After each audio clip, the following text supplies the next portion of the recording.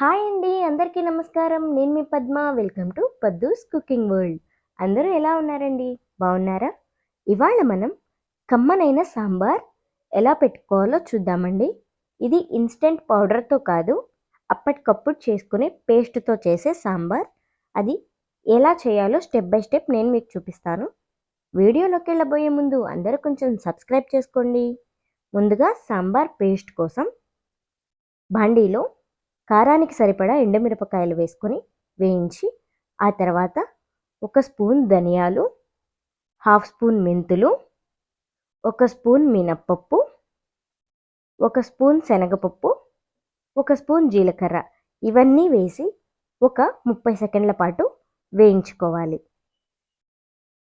Sambar taste అంతా ఈ దినుసులని వేయించుకునే దాన్ని బట్టే ఉంటుందండి. ఇలా 30 సెకండ్ల పాటు వేయించుకున్న తర్వాత దీంట్లో 1 స్పూన్ బియ్యం కూడా యాడ్ చేసుకొని బాగా దోరగా వేయించుకోవాలి.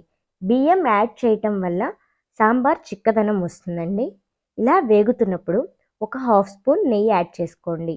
నెయ్యి యాడ్ చేయటం వల్ల సాంబార్కి ఎక్స్ట్రా టేస్ట్ అనేది యాడ్ అవుతుందండి.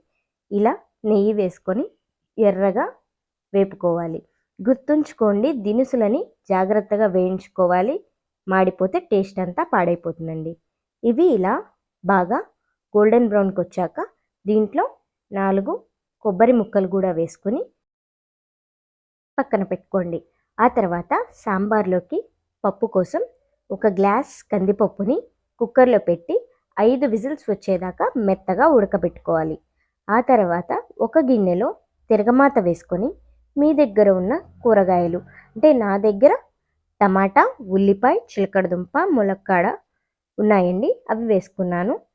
ఆ తర్వాత దీంట్లో రుచికి సరిపడా ఉప్పు, పసుపు వేసుకొని బాగా కలుపుకొని మూత పెట్టి ఒక 10 నిమిషాల పాటు వీటిని ఉడకబెట్టుకోవాలి. 10 నిమిషాల తర్వాత మూత తీసి దీంట్లో మనం మెత్తగా ఉడకపెట్టుకున్న పప్పు వేసి బాగా కలుపుకోండి. అప్పుడే నీళ్లు పోసేయకండి. దీంట్లో మనం ఒక పెద్ద నిమ్మకాయ సైజు చింతపండుని రసం తీసుకొని దీంట్లో వేసుకోండి. ఈ ముక్కలు ఇవన్నీ చింతపండుతో ఉడికితేనే ముక్కలకి రుచి వస్తుందండి. ముందుగా కుక్కర్లో పెట్టేస్తారు కొంతమంది, అలా పెడితే ముక్కలకి రుచి రాదండి. చింతపండులో ఉడికితేనే రుచి అనేది బాగుంటుంది. ఇలా కలుపుకొని ఆ తర్వాత దీంట్లో మీకు సరిపడా నీళ్లు పోసుకొని వీటిని బాగా మరగనియాలి. ఆ తర్వాత మనం ఇందాక వేయించి పెట్టుకున్న దినుసులని బాగా మెత్తగా ఇలా పేస్ట్ చేసుకొని ఆ పేస్ట్ని దీంట్లో వేసి కలుపుకోండి.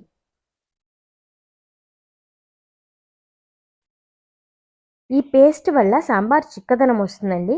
కాబట్టి నీళ్లు తక్కువగా పోసుకోవద్దు, అది చల్లారే కొద్దీ ఇంకా మీకు గట్టిపడిపోతుంది. కాబట్టి నీళ్ళు ఎక్కువగానే పోసుకోవాలి.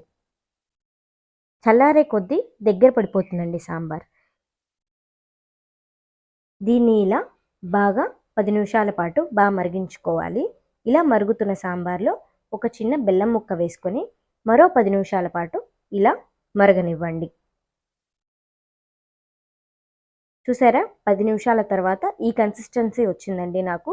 ముక్కలు చూసుకొని మీరు ఆపేసేయండి. ముక్క మరీ మెత్తపడకూడదు. ముక్కలు మెత్తగా అయిపోతాయేమో చూసుకుంటూ ఉండండి. ఇలా ఒక 10 నిమిషాల తర్వాత నాకు ఇలా వచ్చేసిందండి. ఆ తర్వాత ఇలా మరుగుతున్న సాంబార్లో కాస్త కరివేపాకు వేసుకొని ఇంకో 10 నిమిషాల పాటు దీన్ని ఇలా మరగనియాలి. సాంబార్ టేస్ట్ అంతా మనం పప్పులు వేయించుకునే దాంట్లోనే ఉంటుందండి. మరో 10 నిమిషాల తర్వాత ఇలా సాంబార్ చిక్కబడుతుంది.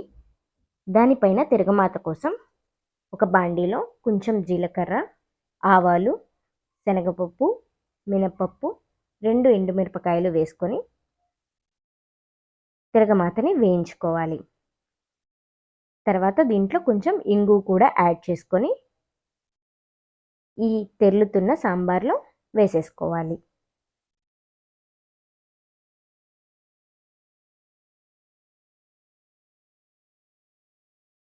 అంతేనండి, ఎంతో సింపుల్గా అయిపోయే సాంబార్ రెడీ అయిపోయింది.